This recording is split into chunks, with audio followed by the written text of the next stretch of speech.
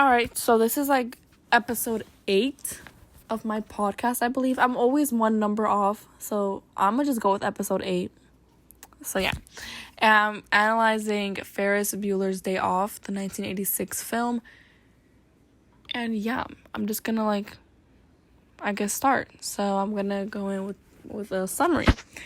So in this movie, we see a high school senior, Ferris Bueller. He decides to skip school one day by faking an illness to his parents, and he then encourages his girlfriend and his best friend, Sloan and Cameron, to spend the day in Chicago as one of their last days hanging out before graduation. And obviously he did whatever other teenager would do. He set up a way for his parents to not know it was him. He left a whole mannequin, a whole trophy, a stereo in case anyone wanted to go check on him. And he also persuaded Cameron to let them use his father's Ferrari to pick up Sloan. And he has Cameron impersonate Sloan's father to have Sloan excused for the day. And yeah, you can kind of I feel like it's pretty basic stuff that any teenager would do. So this is giving me kind of I forgot the name of the movie.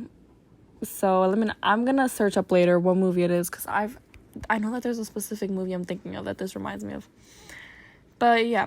So then the rest of the school and basically a lot of people, they learn of this illness that Ferris has, and they offer donations to help save him. I'm putting up quotations right now, and you can't even see it, the finger quotation thing. And there's only 2 people who are not convinced by Ferris's plan, which is his sister, Jeannie, who's played by Jennifer Grey, who we already saw in Dirty Dancing and Red Dawn. So she's been in 3 films now that we've watched. And the school principal, Edward, who believes Ferris to be truant. So it's a very interesting story. So yeah, they basically do daily routine stuff. They do whatever you would do if you have a day off from school, supposedly a day off. And if you have the choice to go to Chicago, downtown Chicago, on a day with no school, why wouldn't you? So they go downtown, they leave the Ferrari with garage attendants, and they basically enjoy, all the sights, everything. They go to a game, they visit the Sears Tower, they go to, all these places. They even go to a parade, and I thought that was hilarious because it's just so realistic. And anyways, so then Ferris is not the only one that has a plan, basically, because obviously the principal was up to something. What I mean by that is that Mr. Rooney basically went off campus to try to find Ferris, which I feel was not that realistic, because I just feel like it was kind of weird for them to choose that the principal literally left the school to go find him, because that's kind of, it's not that would normally happen. But I still like that they included it. I like the acting. The acting was really good. I'm not gonna lie, the acting was really good, especially Jennifer Grey. She did an amazing job playing the role of the sister. And I liked how she was kind of just, throughout the whole movie, she kind of she knew what was going on and stuff. And she almost looked kind of uptight sometimes, but then she's not really like that. I love that. So I loved her acting. I just loved the acting. I think it was an amazing movie, and it wouldn't have been, especially the man who played Edward, the principal. He played his role really good. I know there's a scene where he's knocking on the door of Ferris's house, and I'm oh my god. I was Alvin, that's just so awkward. And only a good actor would be able to portray that feeling. So I liked his emotion during that. And I don't think that these characters really portrayed anything specific, any specific stereotypes or archetypes, because I think it was just kind of showing off a regular teenager. Who wouldn't want to skip school and go downtown Chicago, drive a Ferrari, meet up with their girlfriend, do whatever you want? Who wouldn't want to do that, And it's funny because I love how the camera, they don't really use that many close-ups. I think in this film they use a lot more medium shots or pans shots because they didn't really use that many close-ups, which I kind of like because, I mean, we're supposed to be seeing Ferris on his day off. We're supposed to be seeing all the adventures that he goes through. We're supposed to see the background. We want to be in the same setting as him. So I liked how this film, it wasn't necessarily his specific character that was important. It was also like the things that he was doing. So that's why the setting and the background would be crucial to the story. I also like the music. The music was really good, especially for such a coming of age film.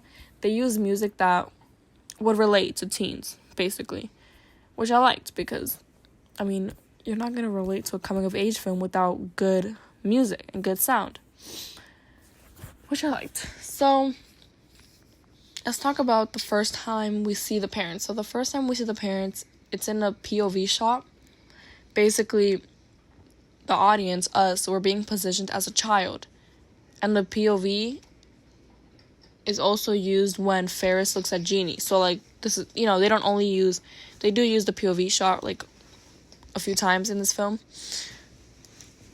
And in the parade, the cinematography here, like I stated earlier, they use shots that really emphasize Chicago's landmarks and, like, the architecture with a series, like, of long shots down the parade route. As I said earlier, like, this is obviously gonna emphasize the whole background, like, the whole setting, because he's supposed to be at school and he's not. So that's kind of obvious why we're gonna see very detailed background and, like, setting. So that's another reason. That's another thing I noticed about the cinematography in this film. As for symbolism, what would I say is symbolism? I'm not sure what I would say is symbolism. I like the film. I like the actors. I actually enjoy this movie a lot. I think it's a classic. I can see why it's very popular. And I'm just trying to think of, like, anything else I want to say, because I did enjoy this movie. I just feel like I like this movie, but I just felt like it's not a movie that I would analyze, like, I would look so deep into, because it's more of a movie that I would watch just for entertainment purposes, like, not necessarily to analyze it. So I'm gonna see if I have anything else I want to mention. Yeah, I'm gonna start going with the guide. So I already talked about the plot, and yes, it was believable for the most part, I would kind of say. I mean, although I do believe that in films like these, the way that they film, like, the way that they shoot them and everything, it's obviously, like, not the same in real life. Like, we all know that I don't think that would necessarily happen in real life. I mean, there's just so many minor details that wouldn't be the same, but I think it was pretty believable. And yeah, it was definitely interesting. And the setting was important. Again, like I said earlier, the setting was important because he's supposed to be in school, and that's why it's called his day off, because he's supposed to be in school, right? So when he's not at school, he's going to all these, like, tourist spots. He's going through all these, like, all these architecture. He's looking at all this new stuff. So we basically have to, like, see the setting. We have to see the background to understand the plot of the story. As for the themes and the tone, I think it was definitely made to entertain. I think this was just, like, your regular coming of age movie. I did like, though, that the main reason I think that he wanted to, like, do all this was probably because him and his friends are going to be graduating soon, and I think that could have also talked about how, like, when you're going to, like, miss your friends one way or another, even if those friends don't matter to you in a couple years, like, it was still important to him to do that. So I think that was actually kind of cute. And yeah, I already talked about acting and characters. I liked how the characters were portrayed. I just said that I feel like Ferris's character, even if maybe it wasn't as deep as I'm trying to make it seem, but maybe it was really just him wanting to go out with his friends, one last date before graduating. I think that's a good way to, like, how do I say this? I think that's a good thing to incorporate into the film, because the story is him, like, spending his last day with his friends before graduation. And for the direction, I liked how the director chose us to tell a story. I liked how we didn't only have to see Ferris going through all these adventures. I liked how we got to see the principal going through all these weird attempts to like find Ferris. And also Jeannie, which is funny because she's kind of like representing like the sister that always snitches. You know, we get to see her kind of like also looking for him. You know, she's kind of dealing with this in her own way.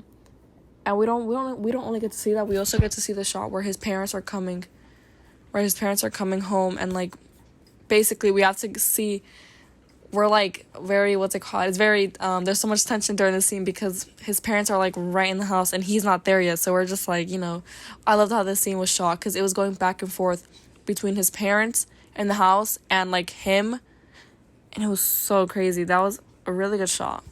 It was a really good scene. And the music, yeah, I talked about the music. I think the music was good. Like I said, it went as well as it could be with a coming-of-age movie. I think they chose music that, what's it called? That went along with the film. Because it's obviously, they were not going to put, like, goth music in this type of film, you know? They put, like, fun music. And cinematography, I said that I think they purposely chose to use shots that were more like pans or like more medium, so we didn't get to see that many close-ups. I think that was obviously for a purpose. And production design, the filming locations did feel lived in. I think everything looked really believable, like even the way that they were dressed. I mean, I loved how they were dressed. Ferris had an outfit that I guess you can say went along with what his character was doing in the film. Like, he was dressed with his nice jacket, his hair done. I liked how that kind of like shows that he wasn't up to anything good. And I don't think there were any special effects in this film. The editing was good. I'm actually really decently surprised because they did use really well transitions. Like I said, we get to see all these different, like, I liked how in this movie they transitioned so much. Like, they transitioned from, like, Jeannie to his parents, or to Edward, or to Ferris, or, like, there was always something happening, and I like that they transitioned very well between that. I know that must not have been that easy to edit. And the movie flowed very well. It flowed really well because you kind of have to, like, think that they were basically on a time crunch. Even though they were supposedly to have the whole day off, his parents were obviously going to come home sooner or later, so it's not like they could do that much and not think about time. So I feel like the way that the shots were told, that kind of like stressed the effect of time on them, because I know that like during this whole time, I know they must have been like, oh, like the time's running out or something, you know. I think a lot of the shots kind of showed that in their own way. And the conversations, I feel like this movie didn't even need that much dialogue, because it was really good, like just the way it is. Like, even if there was no dialogue, I feel like you can really just understand what they're saying. The conversations were believable, but I wouldn't say that, and like everything they said, it matched the tone of the movie, it matched their personalities. But I'm just like, I feel like at the same time, it wasn't that necessary at some points. I feel like you can connect the dots. This is a very basic film where you could like connect the dots really easily, and it's not like hard to understand this film. It's a pretty straightforward film, which I like. And I think that's basically it. I don't know why this episode is so short compared to every other episode, because it's kind of like weird for me since my episodes are always like 20 minutes long, because I actually really enjoyed this film. So I'm sad that you may think I didn't enjoy this film, but I really did. I'm not sure why it's so short. I just didn't have that many notes on this film. I'm not sure, but yeah, thank you for listening, Mr. Patterson. And yeah.